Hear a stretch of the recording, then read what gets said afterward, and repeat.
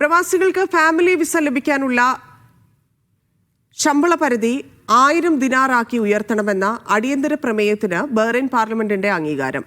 വിഷയം തീരുമാനം കൈക്കൊള്ളാനായി മന്ത്രിസഭയുടെ അവലോകനത്തിനായി വിട്ടു.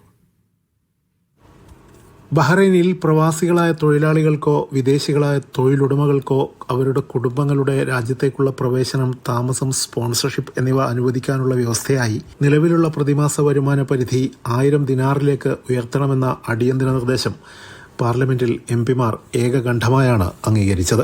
സ്ട്രാറ്റജിക് തിങ്കിംഗ് ബ്ലോക്ക് വക്താവ് ഖാലിദ് ബുഅങ്ക് എംപിയുടെ നേതൃത്വത്തിലുള്ള 5 എംപിമാർ അവതരിപ്പിച്ച നിർദ്ദേശത്തിൽ ഫാമിലി വിസക്കുള്ള മാസാന്ത ശമ്പള പരിധി ഉയർത്തണമെന്നും ഓരോ വ്യക്തിക്കും നിർബന്ധിത ആരോഗ്യ ഇൻഷുറൻസ് ഉണ്ടാകണമെന്നും വ്യവസ്ഥ ചെയ്യുന്നുണ്ട്.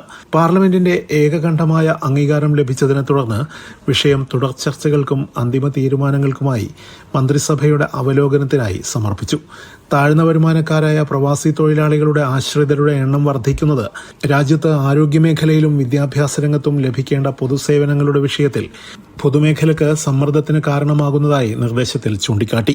സേവനങ്ങളുടെ കാര്യത്തിൽ പൊതുമേഖലയ്ക്കുണ്ടാകുന്ന അമിത സമ്മർദ്ദം ഒഴിവാക്കാൻ ഉതകുന്ന രീതിയിൽ രാജ്യത്തെ എല്ലാ പൗരന്മാർക്കും താമസക്കാർക്കും ഉയർന്ന ജീവിത നിലവാരം ഉറപ്പാക്കുക എന്ന ലക്ഷ്യമാണ് നിർദ്ദേശത്തിന് പ്രചോദനമെന്നും എംപിമാർ വ്യക്തമാക്കി. Siraj Pallikkara, media 1, Bahrain.